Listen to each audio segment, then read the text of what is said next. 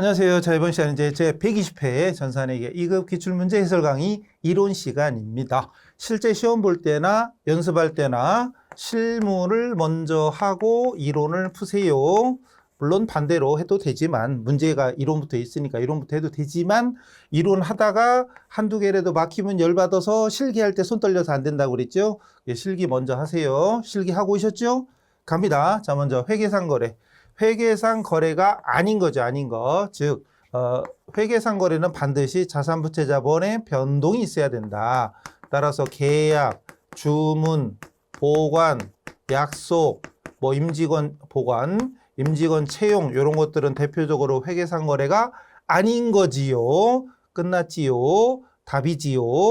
여기도 계약이 나오는데 뒤에는 이달분 월세를 보통예금으로 받았어요. 그러니까 여기까지만 하면 거래가 아니다. 그러나 이건 거래가 되겠죠. 상품 매입한 건 당연히 거래고 여기 운송업자와 계약 체결, 이것도 계약을 체결하고 여기까지는 거래가 아니다. 그러나 계약금을 현금으로 지급했으니까 자산부채 자본의 변동이 생기겠지요.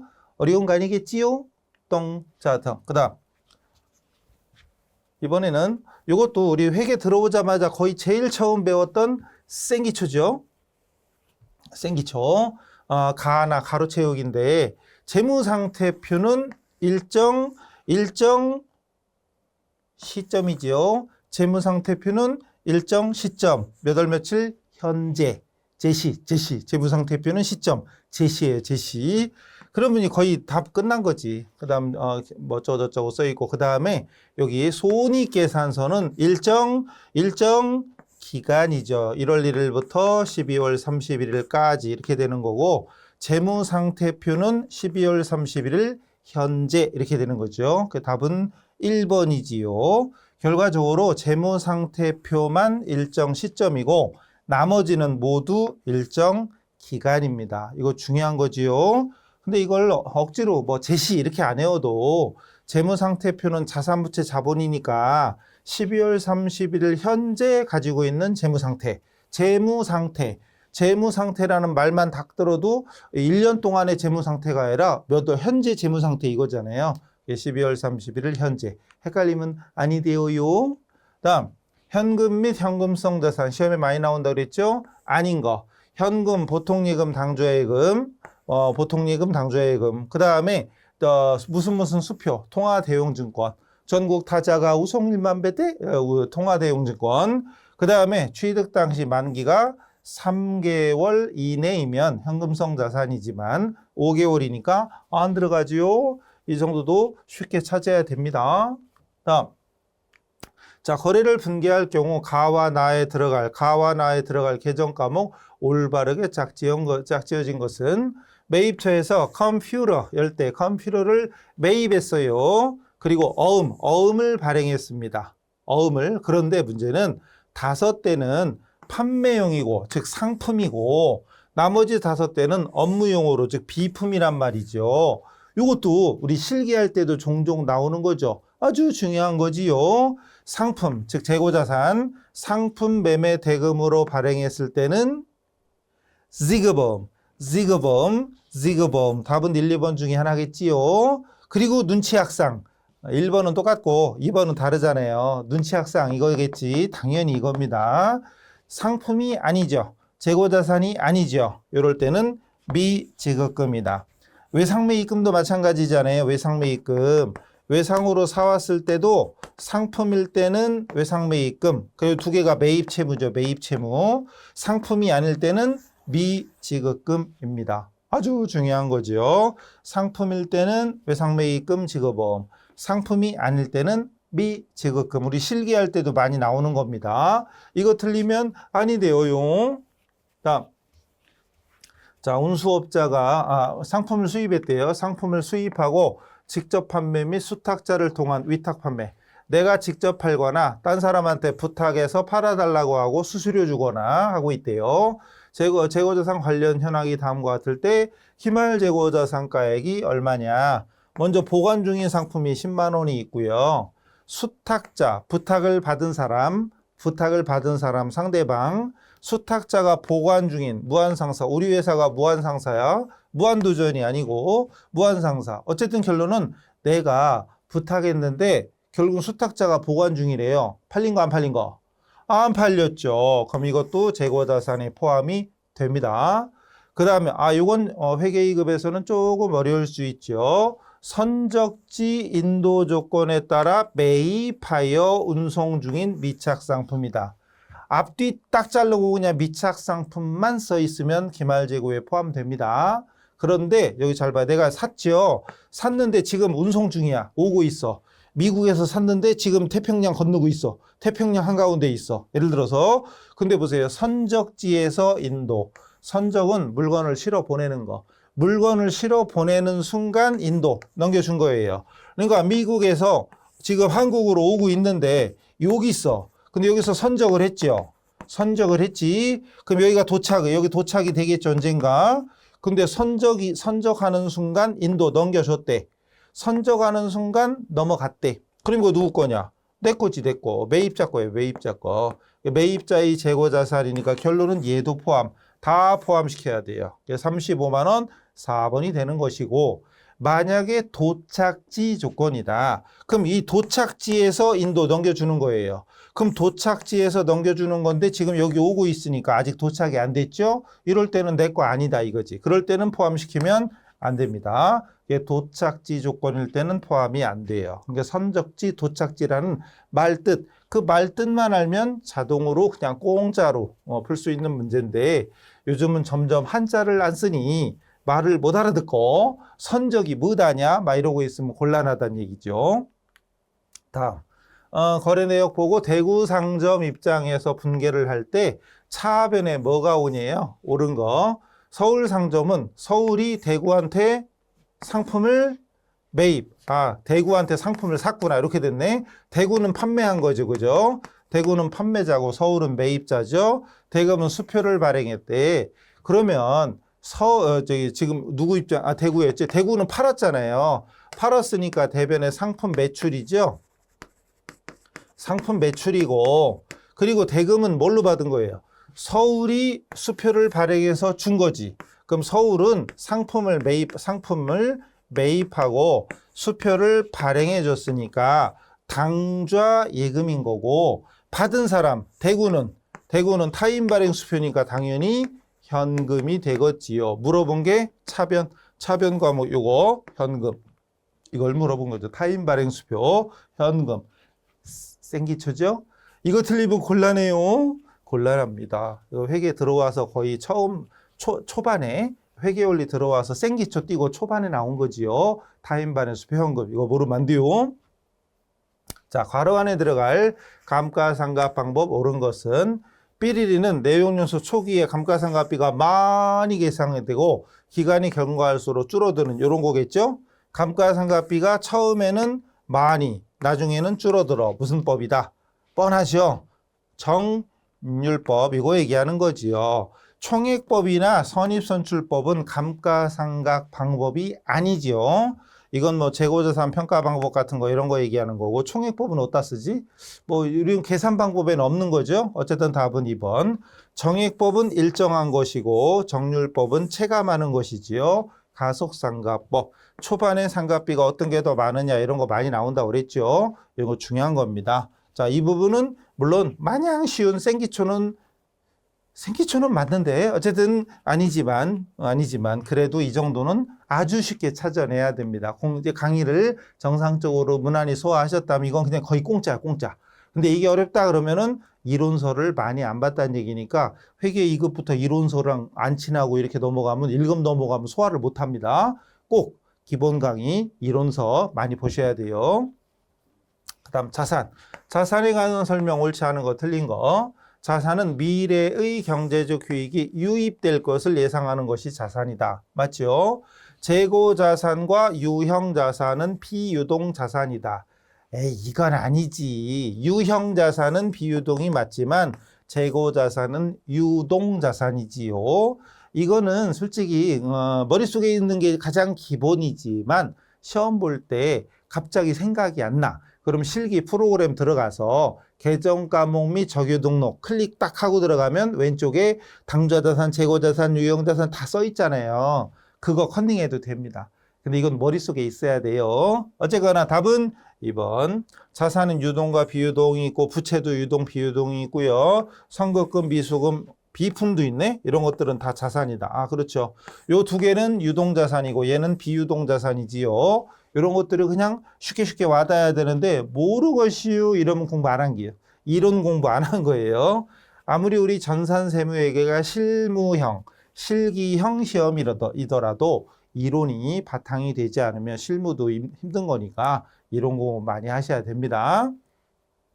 우리가 목표가 회계 2급이 아니잖아요. 회계 1급 세무까지 가야 되잖아요. 그러니까 기초가 튼튼해야 돼요. 다음 9번 얘는 뭐다냐? 아, 이건 좀 어렵다. 회계 2급 치고는 조금 어려워요. 근데 이것도 완전 초보적인 기초적인 겁니다. 공부를 했으면 기초적인 거고 안 했으면 어려운 거지. 자료 보고 외상 매입액을 계산하면 얼마냐? 물음표. 모든 상품은 외상으로 매입한 후에 나중에 돈 주는 거다. 결론은 머릿속에 외상매입금 계정, 외상매입금 계정 구조만 딱 그리면, 즉 거래입 한료소, 거래입 한료소의 입각에서 자산부채자본 계정 구조만 이해할 수 있으면 기초적인, 초보적인 문제다. 근데 이런 연습이 안 돼 있으면 어려운 문제지. 근데 어쨌든 외상매입금은 부채입니다. 부채니까 거래입 한료소의 입각에서 부채의 증가는 대변이고 감소는 차변이다. 전기 2월, 기초는 대변, 부채는 대변에서 시작하지요. 기초가 대변이면 기말은 차변. 그리고 대변의 외상매입의 증가. 외상매입의 증가니까 당연히 매입이 대변이고 외상값을 갚으면 부채 감소, 차변이 되는 거지요. 이렇게 T계정에다가 금액만 따다다다 넣으면 거의 기본이죠. 전기 2월 기초 21만 원, 만 단위. 21만 원이 21만 원으로 보인다면 이렇게 만 단위로 하시는 게 가장 좋겠지요. 그 다음에 외상매입액은 물음표고, 그 다음에 현금 지급액 31만 원 차변, 기말재고 23만 원 차변. 이래서 5, 4, 2, 1. 그럼 5, 4였지. 그럼 3, 3이네? 3, 3이죠? 3, 3, 3번이네. 그죠? 자, 그래서 T계정 그릴 줄 알면 공짜. 근데 T계정 그리는 연습이 안 돼 있으면 어려울 수 있는 문제입니다. 그러나 앞으로도 이런 식으로 계정 구조를 활용하는 일이 앞으로 계속 생기기 때문에 이론 공부 연습을 하셔야 되옵니다. 아시겠죠? 다음, 얘는 또 뭐냐? 아, 결합관계를 적절하게 나타낸 것은 은행 대출금을 보통예금 통장으로 변제라는 건 갚았다는 얘기예요. 변제, 상환, 갚았다 이런 뜻입니다. 결국은 대출받았던 돈을 갚은 거예요. 즉 은행에서 대출받은 게 결론은 회사로 볼 때는 차입금이잖아요. 물론 단기 차입금이든 장기 차입금이든 뭐 그건 중요한 게 아니고 여기서는 어쨌든 부채는 부채니까 이자는 고려하지 않는 데입니다. 결론은 붕괴하는 거 물어본 거잖아요. 붕괴할 줄 알면 되죠. 보통예금 통장에서 돈이 빠져나가겠죠. 그리고 차입금이라는 부채가 없어지겠죠. 결론은 차입금이라는 부채의 감소와 이것도 생기초야 생기초. 보통예금이라는 자산의 감소. 부채 감소, 자산 감소. 부채 감소, 자산 감소. 그래서 3번 됐죠. 이것도 거의 생기초. 그리고 어차피 우리가 실기에서도 전표 입력하는 연습을 많이 했잖아요. 기본이지요. 다음. 또 뭐냐? 간단하네. 재무상태표에서 볼 수 있는 계정 과목 옳은 거. 매출원가, 수선비, 선수금, 소득세 하는 순간 그냥 볼 것도 없이 선수금, 부채지요. 매출원가는 비용, 수선비도 비용, 소득세 비용도 비용 이렇게 되겠지요. 이것도 완전 생기초입니다. 이거 가지고 고민하고 있으면 귀민머리 하나 뽑아야 돼요. 그냥 딱 보자마자 선수금, 아 이건 부채야. 이게 딱 나와야 되는데 이게 자산인가 부채인가 막 이러고 있으면 곤란합니다. 다음 괄호 안에 들어갈 내용 옳은 거. 개인이 기업을 설립하며 출자한 돈을 우리 진짜 회계에 들어와서 처음에 자산부채 자본 배울 때 그거죠. 출자한 돈을 자본금이라 하더라. 회사를 설립할 때 장사하려면 미천이 필요하니까 장사 미천, 출자금을 자본금이라고 하더라. 자, 기본이지요? 이런 것만 나왔으면 좋겠지만. 다음, 얘는 뭐야? 뭐지? 이게 이번 시험, 요번 회차에서 회계 2급에서 요게 가장 어려운 것 중에 하나입니다. 자, 여기서 이 문제가 가장 어려워. 근데 시험 볼 때요, 이미 뭐 보셨겠지만, 아니면 다음 시험 준비하는 분들은, 자, 문제가 있어. 지금 이제 계산 문제가 몇 개 있었지? 계산 문제가 하나, 둘, 지금 이게 세 번째네? 계산 문제 3번밖에 안 돼. 자, 근데 문제 풀 때 1시간이잖아요. 그럼 실기를 다 했어. 실기 이제 60분인데 실기를 지금 다 하고 이제 이론을 제가 실기 먼저 하랬잖아요. 물론 이론부터 해도 되지만 실기를 하고 이론을 했는데 이론을 푸는 시점이 예를 들어서 한 40분쯤 지났다. 근데 보통 제 강의 잘 듣고 그냥 말 잘 듣는 분들은 보통 20분에서 25분이면 다 해요. 진짜로 20분에서 25분 정도면 다 해요. 40분까지 가지도 않아. 40분이면 이론까지 다 풀고 나와요.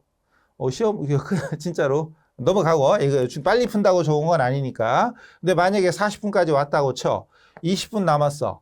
그럼 이제 시간 여유 있으니까 상관없는데 만약에 이론을 풀기 시작하는 시점이 50분이야.